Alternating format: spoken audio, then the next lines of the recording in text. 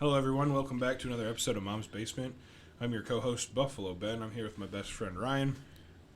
We work together, talk about sports all the time, and our boss was tired of us wasting time and talking about sports for an hour, so he said, guys, make a podcast. Yeah, he's getting on us about not working a lot. So I don't know what his problem is, but he'll get over it, right? Yeah, he should.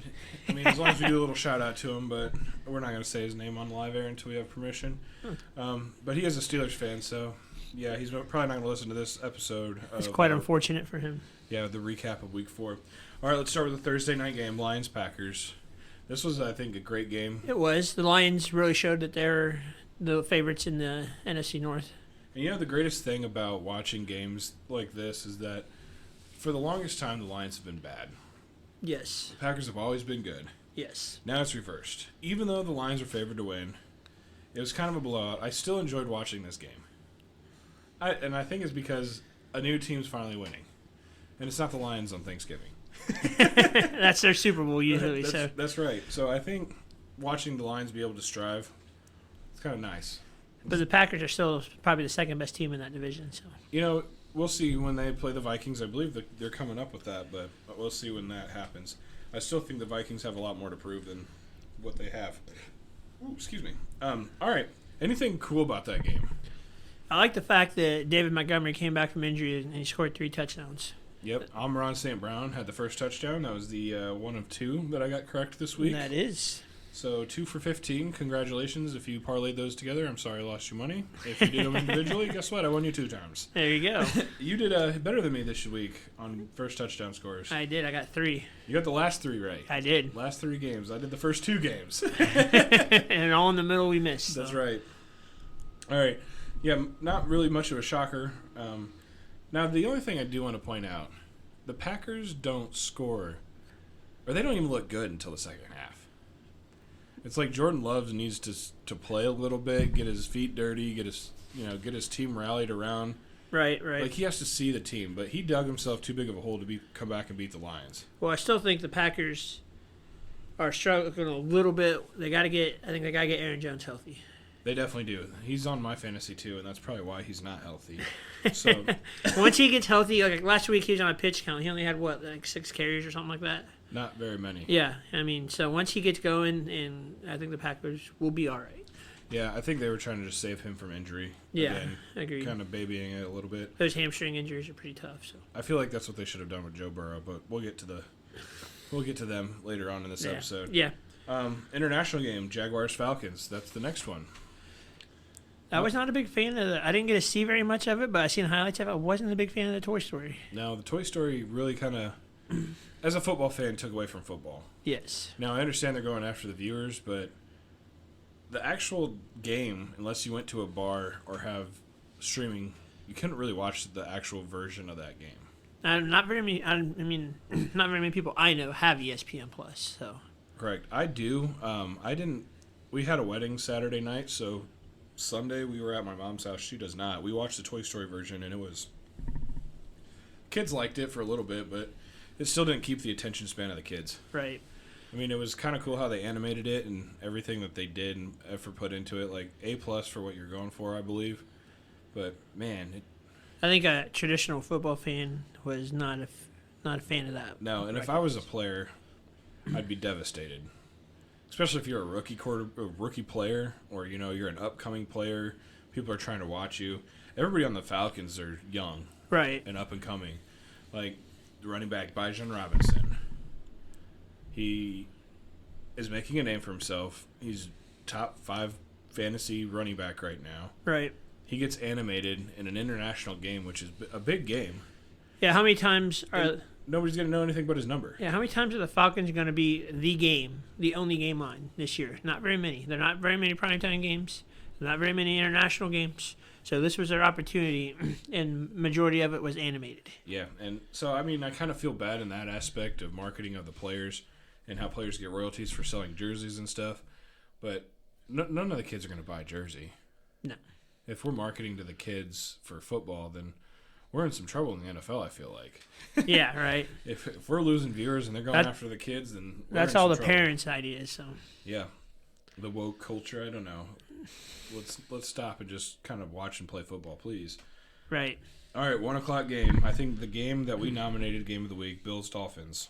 Yes. Now, I still kind of keep it at the Game of the Week because I'm a Bills fan, but it was really fun to watch for me. I bet it was. But I'm pretty sure a lot of people that aren't Bills or Dolphins fan were probably disappointed in the game. Yeah, I mean, I'm neither, so I thought the Dolphins are going to play this a lot tougher than they did. I know Miami usually struggles in Buffalo, but I thought they were going to play better than they did. Josh Allen is undefeated at home against the Dolphins still, 7-0 now. Yeah. And it's been 8 years since the Dolphins won in Buffalo. Yeah, they're like the Colts and Jaguars. The Colts can't win in Jacksonville. It's crazy.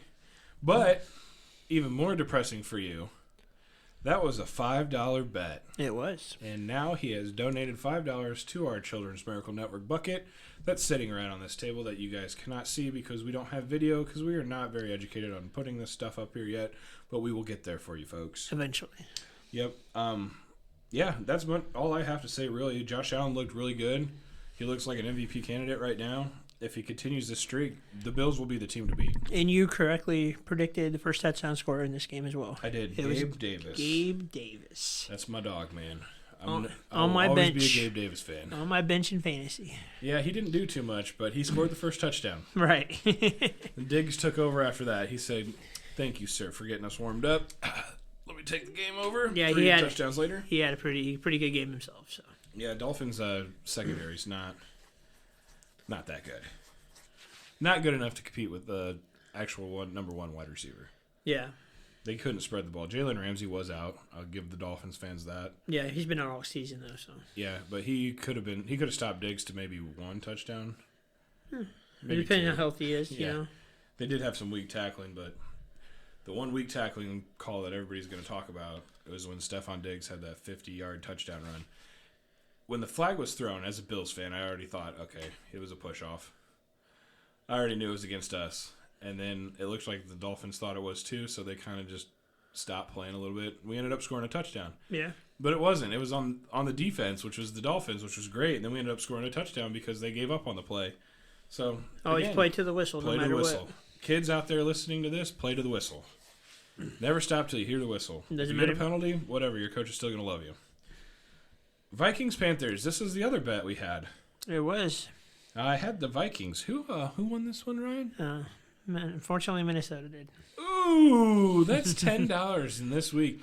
See, we did an extra 5, folks. Like, if you didn't remember from last time, we didn't do week 1. We did not. We did not do a bet week 1, so he decided we're going to do 2 2 to this catch up. week, and guess what? I lost them both. It happens.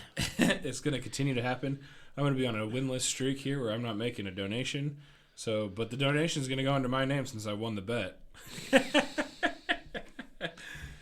To me, nothing shocking about this game. Low scoring, 2 struggling offenses, 2 not so great defenses. And we both missed the first touchdown score. We did, yes. And that was the Panthers' defense. Yes. You were close. You did pick a defense to score. Which one? Pittsburgh. There's a couple defensive touchdowns this week. I was like, oh, he might have got that right. All right, Broncos-Bears. This game, I thought for sure, after watching that first half, I was like, yeah, the Bears are finally pulling their heads out of their rear ends and playing the way that they're capable of. And then the second half came around, and it was right back to the way they were the first 3 weeks. It was kind of like Justin Fields got cocky. You're 0-3, you get cocky, you score 4 touchdowns. You're starting to look like you're projected to look. And then, 21 unanswered points? See, It was 28-7, wasn't it? something like that, yeah. But I noticed in the first half that Justin Fields was going. He was trying a little bit deeper routes every now and then, which he wasn't doing first couple games, and he was targeting Cole Kmet. In the second half, those targets of Cole Kmet just stopped. Yep. So, I mean, for a quarterback like that, any quarterback, actually, not just like Justin Fields, but any quarterback, a tight end is your friend. Look, and tight end should be your best friend. Look at the greatest quarterback to ever play the game. Do you know who that is? Go ahead and tell me. No, I want you to tell me. No, go the ahead. greatest quarterback that's won all these Super Bowls. In your opinion, it's Tom Brady, but go ahead. You said it in my opinion. Greatest quarterback, Tom Brady. His number 1 target was who? Rob Gronkowski. Tight end. All right. Patrick Mahomes won 2 Super Bowls. 3 Super Bowls? 2 Super Bowls? 2 Super Bowls. And who is his number one target? Travis Kelce. Travis Kelce, tight end. You have to have the best relationship as a quarterback with your tight end for you to be considered a great quarterback. All right, what is Josh Allen missing? A relationship with his tight end. Dawson Knox is great. Dalton Kincaid is great. But they're no Gronkowski or Kelce. They can be. They just aren't being developed into one of those passing threats. If you have the middle of the field as a threat with your tight end, those DBs are not going to hit a tight end like they'd hit a wide receiver going across the middle. Right. Okay, it's going to hurt. You're going to hit a tight end like that, it's going to hurt. They're going to let up on that hit, and the middle of the field's going to be open a lot. That's how the Chiefs beat the Bills, and with 13 seconds left. Travis Kelce said, the middle's open, and guess what? It didn't take but 13 seconds for them to go down the field and kick a field goal to tie the game up to beat the Bills. You got to have a relationship with a tight end. It's part of the game. And when Justin Fields has good games, he throws multiple touchdowns to Cole Kmet. Cole Kmet has usually over 100 yards in those games. But this year, Cole Kmet, I don't even think he had, 5 catches going into that game? Yeah. I don't think so. Nope. But anyways, the Bears should have won that game. They ended up doing Chicago things. Well, their defense isn't that bad. I mean, I don't understand how they couldn't hold up. It was almost the fourth quarter. They were up 14 points. Well, Chicago's defense's biggest problem is going into that game, they only had 1 sack all season. That's an issue. Do you think it's more of a chemistry issue, or do you think that they're just not that good? I mean, it could be a little bit of both. I mean, they have decent pass rushers. So I know Ngakoue played for the Colts last year. He can get to the quarterback. Yeah, they have Tremaine Edmonds from the Buffalo Bills as a linebacker. He's had sacks. He's in the middle of the field. The only problem with him, though, is he's not as fast. I just don't know if they've quit, already. Like, sometimes, you know how bad teams get through and they know they're bad. They're like, I'm not going to do this. I don't think they're quitting. I think their locker room's just atrocious. Justin Fields is playing against his coaches. You got wide receivers playing against their quarterback. It's just like nobody's on the same page. But, yeah, speaking of tight ends, let's move on to the next game. Baltimore-Cleveland. Guess who had another 2 touchdowns in this game? Mark Andrews. Mark Andrews, quarterback with tight end. This game, Baltimore was clearly the favorite. Even if Deshaun Watson played this game, I still think Baltimore wins. But I think it would have been more competitive with Deshaun Watson. Yeah, I think the Ravens wouldn't have had the ball as much as they did, so they obviously wouldn't have scored 28 points. But the loss of Nick Chubb is really going to hurt the Browns this year. Both Nick Chubb and Deshaun Watson. Yeah, that's going to be tough to overcome. Now, I had the Browns possibly winning the division, but I don't think I have that no more. Yeah, I mean, like I said the last couple episodes, those predictions could change 100 times by the end of the season. Yep. All right, next game. This was the biggest shock to me. Steelers-Texans. Yes. Out of nowhere, man, the Texans just start scoring. Like, what? Yeah, I mean, it was 30-6, I think was the score. Yep. And C.J. Stroud's been playing decent. He's got a new favorite wide receiver. Yeah, Nico Collins. Yep. But you know who also had a touchdown? The tight end? Dalton Schultz. Yeah. Mm-hmm. Another tight end. Tight end score, man. The tight ends are your big weapons. Like, it is reality. And then, I mean, I still have Pittsburgh in the playoffs, but their loss to the Houston Texans was kind of eye-opening. I mean, I thought they were just going to come in there. I don't want to say they're going to blow them out, but I thought it was going to be an easy win for them. I thought it was going to be a 10-point win easily. And yeah, I don't know. It wasn't my upset of the week. The 3 picks that I had for upsets almost happened. Yeah. But what was your upset of the week that you pick? The Panthers over the Vikings. Oh, that's right.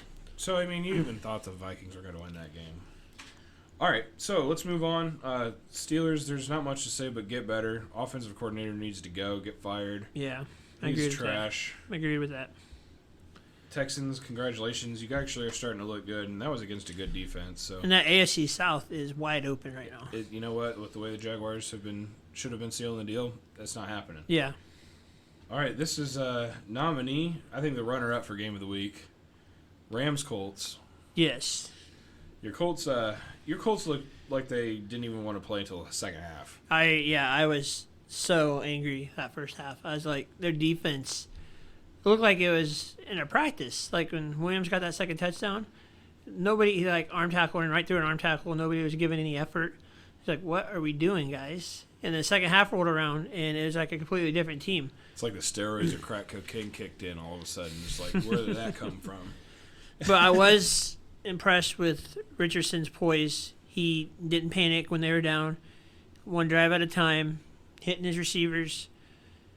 And That's got to be hard. I mean, you could be a great quarterback. Richardson could be a great quarterback, but they did not give him any help. They don't give him, like, his stats are going to be so atrocious because he doesn't have an offensive line to protect him. well, they were missing 3 people from their offensive line that game. Even that, like, even proves the point even farther. Like, you're going to injure this guy that could potentially be an Andrew Luck or a Lamar Jackson or a Patrick Mahomes. Like, this could be your franchise guy. Well, at this point, if they're not healthy to protect him, and your wide receivers are just not good, if I were him, I wouldn't play. I wouldn't go that far, but I would play maybe a few downs, but I wouldn't play a lot because I do not want to hurt myself. This is a career. I mean, Like, you're going to be getting paid in 2 years. You're going to be getting paid 10 times more than what you're making now. given the state of their offensive line, I do think they did a pretty good job at keeping Aaron Donald in check because Aaron Donald can take over a game. Yeah, defensive ends that are just like him. Yeah, you're absolutely right, and it can make it very hard. But Richardson is a running quarterback. Yes. He's fast. And I got to give kudos to the Rams.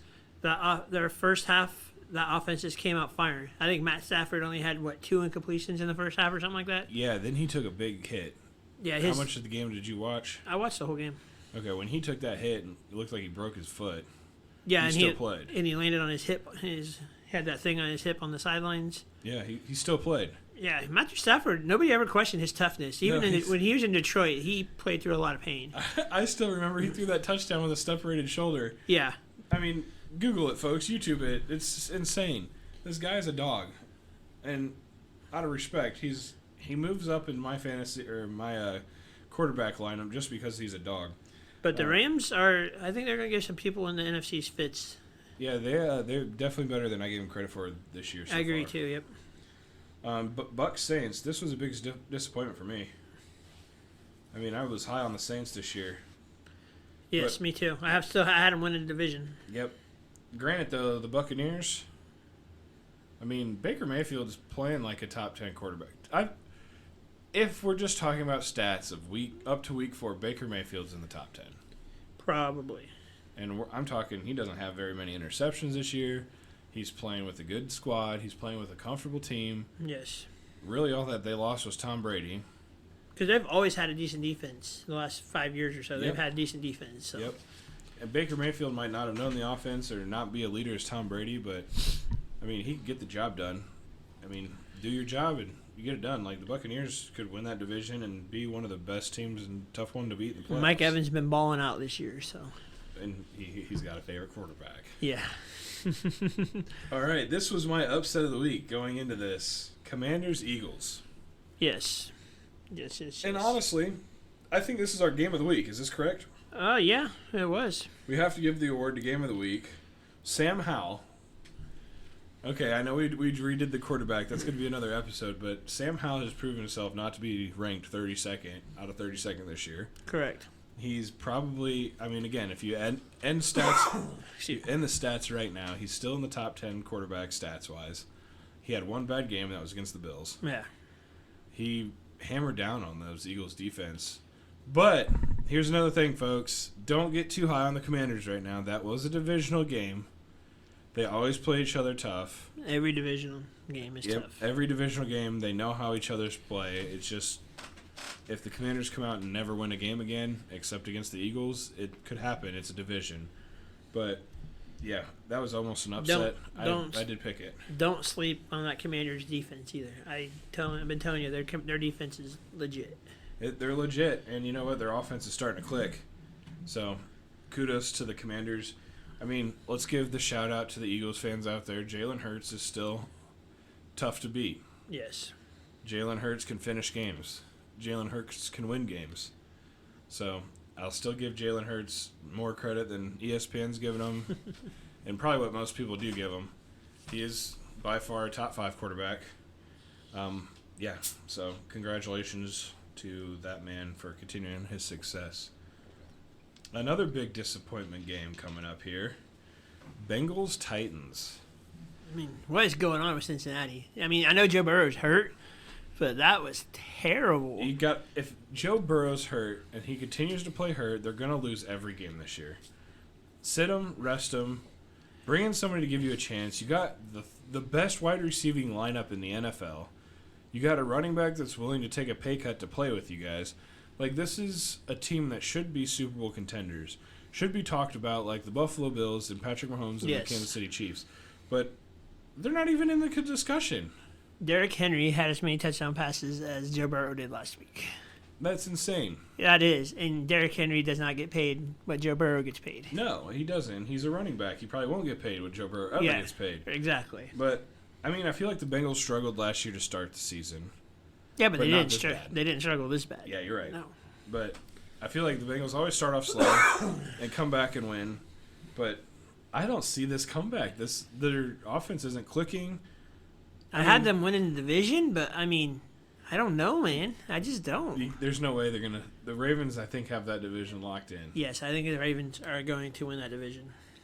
Which is – I mean, this is great, but it's hard to say week 4. But honestly, I could think I know the division winners as of week 4, but maybe you'll see that next episode. A lot could change. A lot could change with injury and stuff by the end of the season, but it's starting to take shape. Yep, starting to take shape, but at the same time, coaching staff's next man up. We'll see with injuries that happen with season enders. Like, we'll see. Well, there's always going to be a gap, but can the teams overcome that gap? Mm-hmm. Most teams, I think, would. That are going to be great. Right. But good job to the Titans. They're giving me hope to beat the Colts next week. We did make a bet on the Titans-Colts that the Titans would sweep the Colts this year. Again, that was made back in, May? So yeah, something like that. That's right after the draft. Don't make fun of me. So that was my pick, and I thought the Titans were going to be better with DeAndre Hopkins, but sorry to say, I think I was wrong. All right, next game, Raiders-Chargers. Another divisional game. Glad the Chargers won. Man, I really want to see the Chargers win the division. I still like the Chiefs. I know you're not high in Mahomes right now, but I enjoy watching Mahomes play. Look, I'm not high on Mahomes because I don't want to be high on Mahomes. I'm tired of him winning. Which is, okay, if anybody's going to beat Tom Brady, I think it's going to be Patrick Mahomes. That's currently playing in the NFL. Correct. Do I think that we have anybody in the NFL that's going to beat Tom Brady's records? No, not a chance. Not a chance right now.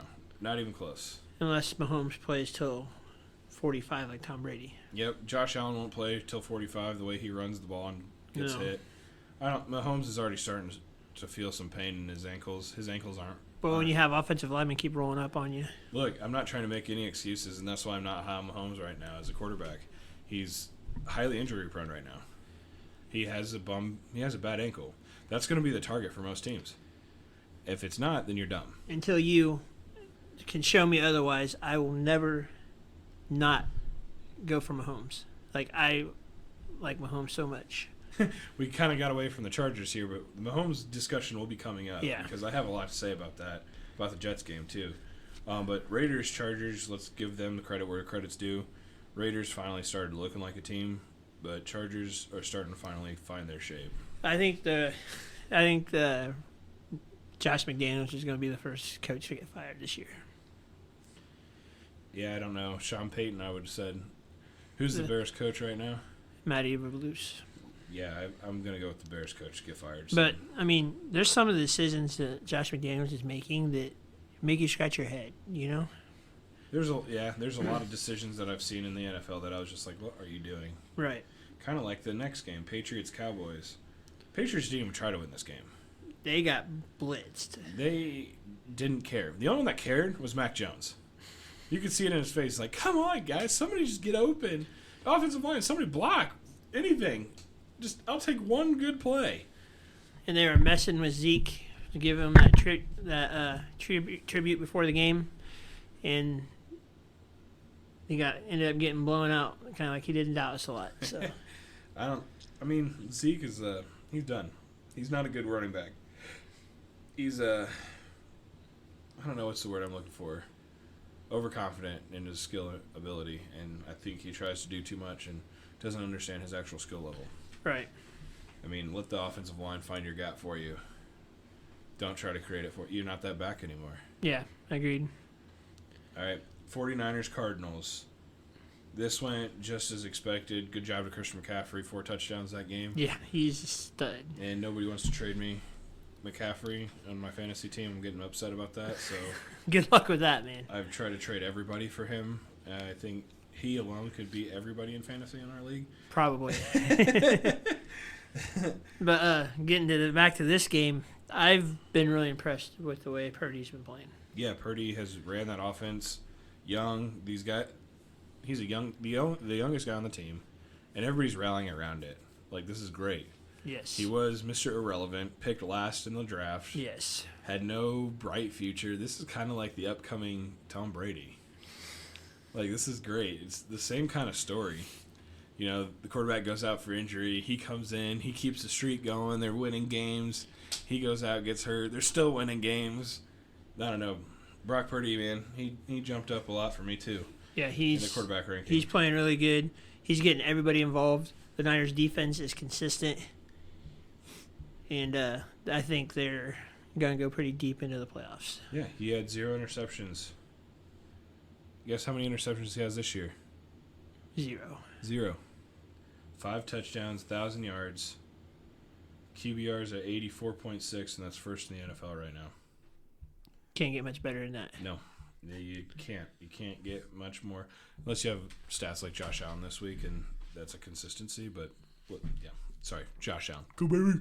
All right, here we go. The Chiefs Jets. This is the Mahomes debacle here. Did you watch any of this game?